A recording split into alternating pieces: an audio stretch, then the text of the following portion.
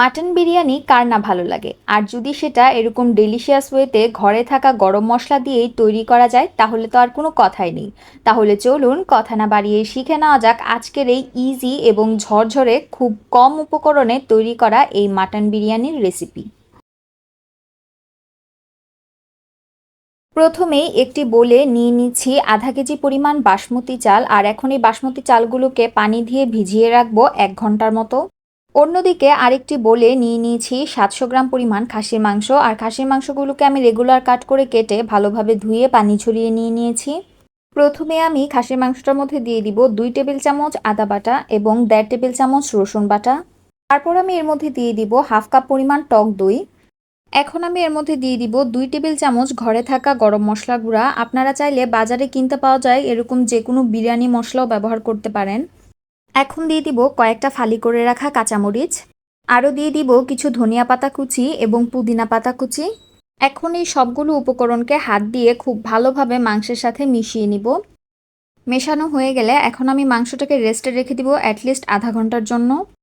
অন্যদিকে চুলায় একটি প্যান বসিয়ে তার মধ্যে দিয়ে দিলাম হাফ কাপ পরিমাণ সয়াবিন তেল, তারপর দিয়ে দিলাম 2 কাপ পরিমাণ পেঁয়াজ কুচি। আরও দিয়ে দিব 4টা হালকা ফাটিয়ে নেওয়া সবুজ এলাচ, 1 টুকরা দারচিনি এবং 2টা ছিঁড়ে নেওয়া তেজপাতা। এখন মিডিয়াম হিটে পেঁয়াজগুলোকে নেড়ে চেড়ে লাইট ব্রাউন হওয়া পর্যন্ত ভেজে নেব।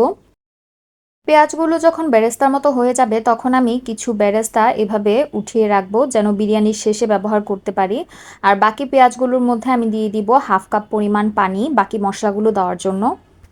প্রথমেই দিয়ে দিব হাফ টিস্পুন হলুদ গুঁড়া, তারপর দিয়ে দিব 1 টিস্পুন জিরার গুঁড়া, এখন দিয়ে দিব 1 টিস্পুন ধনিয়া গুঁড়া। আপনারা যদি বাজারের কেনা বিরিয়ানি মশলা ব্যবহার করেন সেক্ষেত্রে এই জিরার গুঁড়া আর ধনিয়া গুঁড়া ব্যবহার করতে হবে না, তবে এই পর্যায়ে আমি দিয়ে দিচ্ছি 2 চা চামচ মরিচের গুঁড়া। মরিচের গুঁড়াটা আপনারা আপনাদের স্বাদ অনুযায়ী বাড়িয়ে কমিয়ে নিতে পারেন। এখন মাংসের জন্য স্বাদমতো লবণ দিয়ে সবগুলো উপকরণকে খুব ভালোভাবে নেড়েচেড়ে মিশিয়ে নিব। মশলাটা মিশিয়ে নেওয়ার পর এখন আমি এর মধ্যে দিয়ে দিব একটু আগের মেরিনেট করে রাখা খাসির মাংসটা। আর এখন এই খাসির মাংসটাকে মশলার সাথে আবারও খুব ভালোভাবে নেড়েচেড়ে মিশিয়ে নিব। চুলার আগুনটা মিডিয়াম হিটে রেখে এখন মাংসটাকে ঢাকনা দিয়ে ঢেকে অপেক্ষা করব মাংসটা থেকে পানি উঠে আসা পর্যন্ত। ভিউয়ার্স, এই যে দেখুন মাংসটা থেকে কতটা পানি উঠে এসেছে। এখন আমি চুলার আগুনটা একদম লো হিটে করে দিয়ে এভাবেই একটু পর পর নেড়ে চেড়ে মাংসটাকে আমি ভালোভাবে সিদ্ধ করে নিব। এক্সট্রা কোনো পানি ব্যবহার করব না, এতে বিরিয়ানিটা খেতে আরও বেশি ভালো লাগবে। ফিরে এসেছি প্রায় আধা ঘন্টা পর। আধা ঘন্টায় মাংসটা কিন্তু প্রায় 70%-এর মতো সিদ্ধ হয়ে গেছে, আর ঝোলটাও একদম শুকিয়ে গেছে, তেলটাও ভেসে উঠেছে। মাংসের কালারটা কিন্তু খুবই সুন্দর হয়েছে। এ পর্যায়ে আমি মাংসটাকে চুলা থেকে নামিয়ে নিব আর চলে যাব নেক্সট প্রসেসিংয়ে। অন্যদিকে চুলায় একটি হাঁড়ি বসিয়ে তার মধ্যে দিয়ে দিলাম 8 কাপ পরিমাণ পানি, তারপর দিয়ে দিব 2 চা চামচ লবণ, আরও দিয়ে দিব 1 টেবিল চামচ সয়াবিন তেল, আরও দিয়ে দিব একটি দারচিনির টুকরা, আরও দিয়ে দিব 4টি সবুজ এলাচ, 2টা ছিঁড়ে নেওয়া তেজপাতা, সবশেষে দিয়ে দিব 1/3 চা চামচ শাহি জিরা। এখন এই সবগুলো উপকরণকে নেড়েচেড়ে মিশিয়ে নিব আর অপেক্ষা করব পানিতে বলক আসা পর্যন্ত। পানিতে বলক চলে আসলে এখন আমি এর মধ্যে দিয়ে দিব ধুয়ে রাখা সেই বাসমতি চালগুলো। আর চুলার আগুনটা কিন্তু এ পর্যায়ে মিডিয়াম হিটেই থাকবে। এখন বারবার চালগুলোকে নেড়েচেড়ে অপেক্ষা করব চালগুলো প্রায় 80%-এর মতো সিদ্ধ হওয়া পর্যন্ত। চালগুলো যখন প্রায় সিদ্ধ হয়ে যাবে তখন আমি একটি ছাঁকনির সাহায্যে এক্সট্রা এলাচ দারচিনিগুলোকে এভাবে তুলে ফেলে দিব।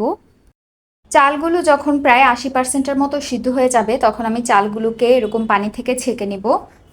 বিরিয়ানিটা দমে বসানোর জন্য একটি বড় পাতিলে আমি একটু আগে সিদ্ধ করে রাখা অল্প কিছু ভাত এভাবে ছড়িয়ে নিব। তারপর আমি ভাতের উপরে দিয়ে দিব একটু আগে রান্না করে রাখা খাসির মাংসটা। তারপর আবারও সেই মাংসের উপর ভাতগুলো রিঅ্যাপ্লাই করে দিব এবং খুব ভালোভাবে সেট করে নিব। তারপর আমি এই ভাতগুলোর উপরে দিয়ে দিব একটু আগের তুলে রাখা পেঁয়াজ বেরেস্তা, আর বেরেস্তাগুলোকে আমি এরকমভাবে ছড়িয়ে ছিটিয়ে দিব। তারপর এর উপরে দিয়ে দিব কিছু পুদিনা পাতা। এখন আমি বিরিয়ানিটাকে একটি ঢাকনা দিয়ে ঢেকে দমে বসিয়ে দিব। প্রথমে 3 মিনিট হাই হিটে রাখবো, তারপর একদম লো হিটে 1 ঘন্টার জন্য দমে বসিয়ে রাখবো। আর ঢাকনায় কোনো ছিদ্র থাকলে সেটা কিন্তু অবশ্যই ফিল আপ করে দিতে হবে। তাহলে ফিরছি প্রায় 1 ঘন্টা পর।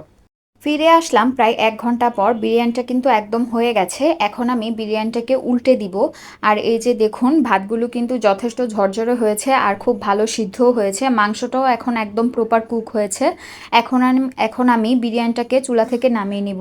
আর রেসিপিটি ভালো লাগলে বাসায় ট্রাই করে অবশ্যই আমার কমেন্টে জানাবেন। আর ভিডিওটি ভালো লাগলে লাইক করবেন, শেয়ার করবেন এবং সাবস্ক্রাইব করে আমার পাশেই থাকবেন। ধন্যবাদ।